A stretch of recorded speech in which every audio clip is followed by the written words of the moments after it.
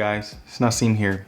Now I've been using the Pixel 6 for about 4 months now, and after using it day in and day out, there was one statement that I feel wraps up the Pixel 6 as a whole.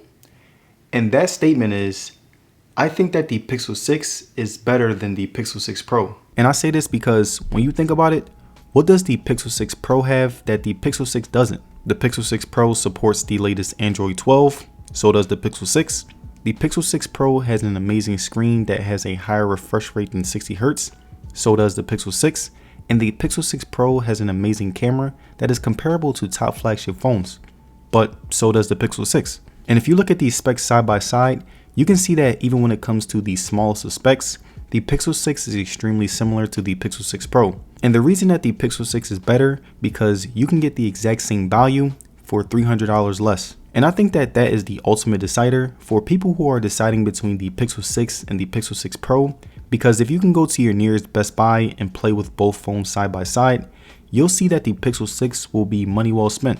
And yes, the Pixel 6 Pro does have a slightly higher refresh rate, a bigger display, and a slightly better camera, but is slightly better truly worth paying an extra $300? And that's why I say that the Pixel 6 is the better buy. You get more value for your money, and you're not missing out on too much if you want to get the Pixel 6 Pro. So if you pick the Pixel 6, it's a win-win situation. And alright you guys, I'm done ranting about how much more sense it will make for you to get the Pixel 6. And now I'm ready to give you my experience on the Pixel 6 after using it for 4 months. Now the first thing that I really loved about the Pixel 6 after using it for 4 months was the fact that it had an amazing screen. Now the Pixel 6 has a 6.4-inch OLED FHD display that I must say was one of the best displays that you can get on the phone when it comes to this price. I also love the fact that despite the lower price, Google still managed to put a 90Hz refresh rate, which I must say still looked pretty amazing. Like right here, you can see me scrolling through the OS and it looks as smooth as ever. And also doing simple things like going through the app manager and being on social media were much better than if it were 60Hz. And speaking on the display, right here you can see that the colors are vibrant, the resolution is amazing, it didn't look too saturated, and the whole experience was much better than I expected. And to show you guys what I mean, I will be playing games and watching movies on the display. And so since then we've had all these questions like, oh, is Samsung killing the Galaxy Note? Are they done with that line? Is it over? But I have a theory.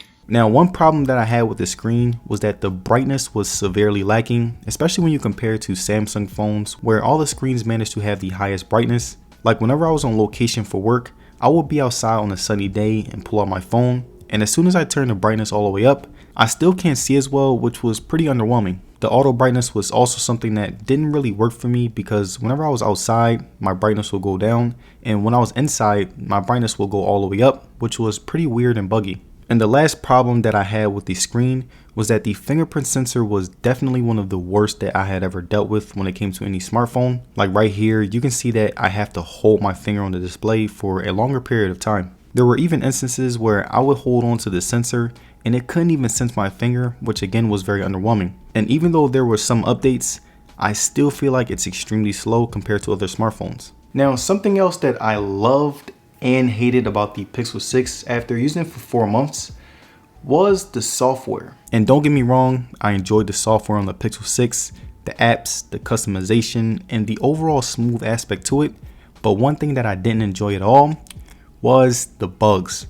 Now, I don't know why, but the Pixel 6 was getting a lot of unnecessary bugs that I feel Google could have fixed with a simple update. Like for example, whenever I go on my YouTube studio, I will refresh my page to see my channel stats, and every time I did this, the app would close and I would have to do it all over again. Also, whenever I was on Twitter, I would refresh my timeline, and to no surprise, the app would crash on me and I would have to boot it up again.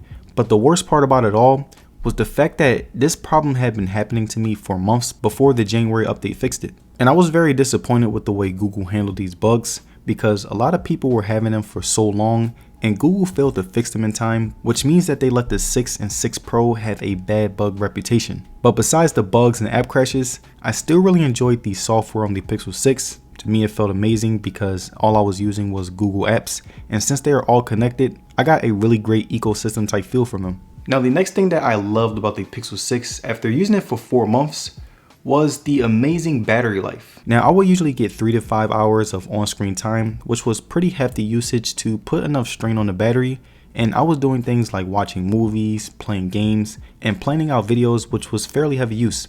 And even after putting all that strain on the battery, I would end up with about 7% battery left, which was pretty great, but still enough to get me through the day.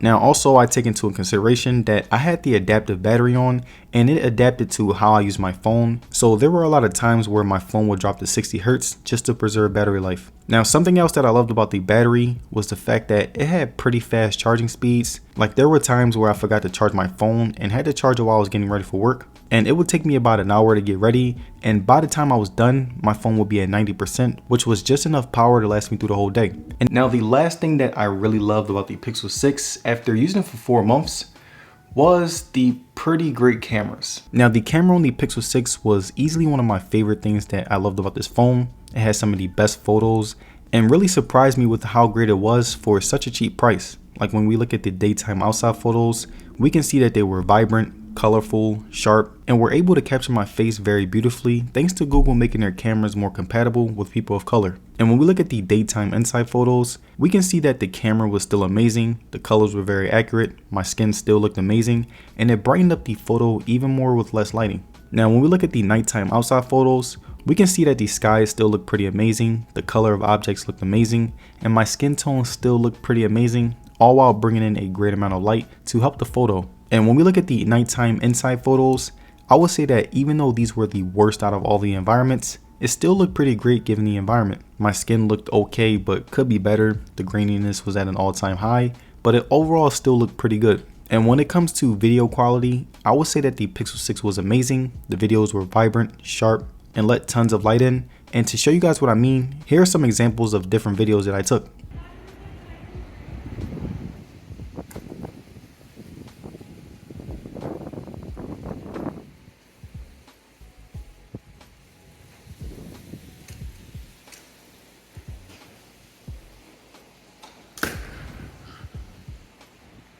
And there it is, you guys, my final review on the Pixel 6.